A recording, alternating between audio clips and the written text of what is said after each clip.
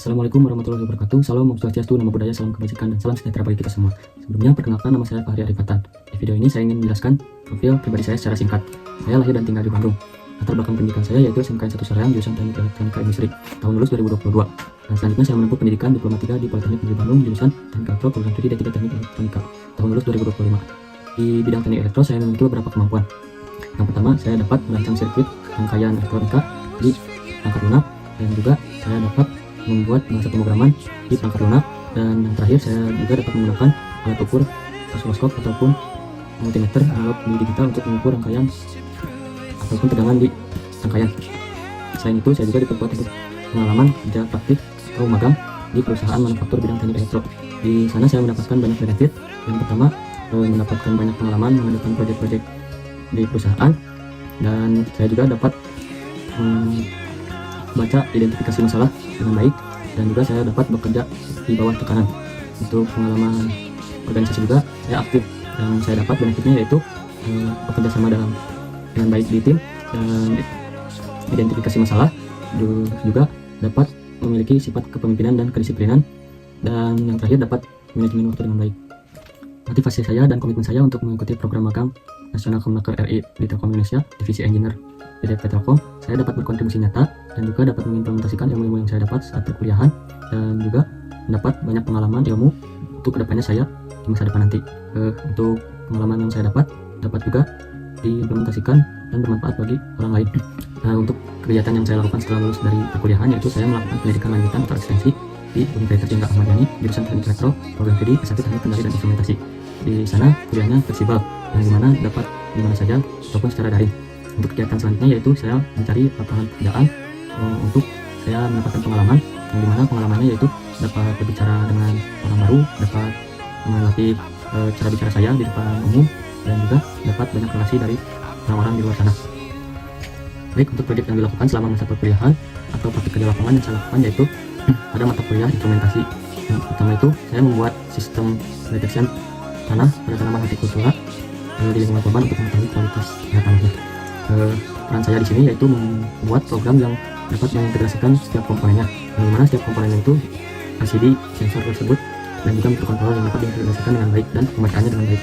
Yang kedua yaitu perancangan mekanik, yang dimana perancangan mekanik ini mengintegrasikan elektronik dan juga mekanik pada sensor tersebut atau sistem tersebut secara portable atau bisa dibawa kemana-mana. Untuk kendalanya yaitu alat kalibrator dari si sensor tersebut tidak ada, yang dimana dapat menyulitkan bagi pengguna untuk melihat standar dari pH dari sensor tersebut atau pembacaan dari sensor tersebut baik atau tidaknya, karena tidak ada pembanding antara yang sesuai standar dan juga si sensor tersebut. Jadi solusinya untuk pemrograman dari si sensor sistem tersebut, kita melakukan penurunan pada tegangan dari sistem tersebut agar tidak merusak sensor tersebut.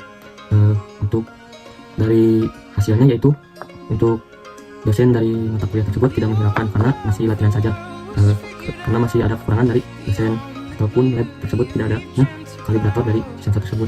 Untuk perasaannya yaitu ya sangat memuaskan karena mendapat nilai yang baik dari dosen tersebut dan tidak menghiraukan masalah dari sensor atau sistem tersebut. Yang kedua yaitu praktik kerja lapangan, yaitu saya membuat proyek skematik dari rangkaian sistem pendeteksian suhu dan juga kelembapan pada mesin CNC di perusahaan tersebut, yang dimana saya membuat skematik rangkaian dari setiap komponen, dan juga saya membuat rangkaian tersebut secara manual, tidak ada dari komponennya secara langsung. Maka bentuk perancangannya yaitu sistem dokumen. Untuk kendalanya yaitu tidak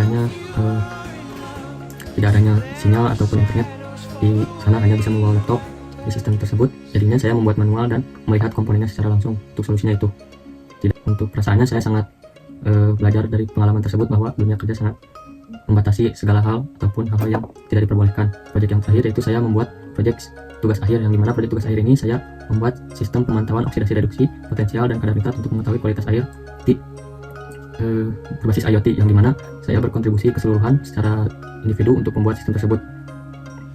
Untuk sistem tersebut yaitu parameternya zat oksidasi dan zat yang terreduksi. Zatnya yaitu parameternya potensial, yang dimana ditambahkan yaitu zat kadar nitrat untuk mengetahui kualitas air yang baik bagaimana. Itu saya mengembangkan dari penelitian sebelumnya, yang dimana penelitian sebelumnya melakukan banyak parameter dan situ saya berperan membuat secara elektronik, secara mekanik, secara perangkat lunaknya yaitu IoT-nya. Dan untuk kendalanya yaitu saya tidak bisa melihat bagaimana rancangan tersebut dibuat karena belum ada yang buat dari sistem tersebut. Maka di sekeliling saya mengusahakan mencari solusi dari kendala-kendala tersebut.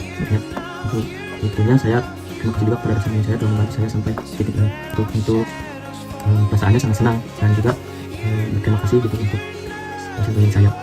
Untuk tools yang saya sering gunakan dan tingkat kemampuannya, yang pertama yaitu tools secara umum Word, PowerPoint. Itu saya bisa ukur tingkat kemampuan saya di 8 karena saya sering membuat laporan dan juga presentasi di tool tersebut setiap membuat project.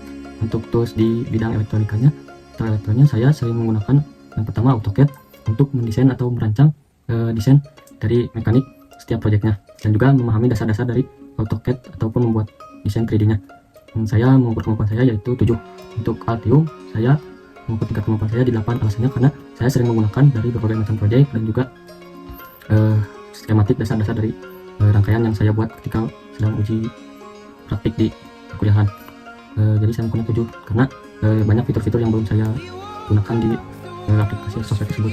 Untuk Arduino saya mengukur kemampuan saya 9 karena itu sangat mudah dan efisien, namun masih ada kendala dari programnya yang saya masih sedikit belum paham dengan yang lain-lain dari seperti library-nya.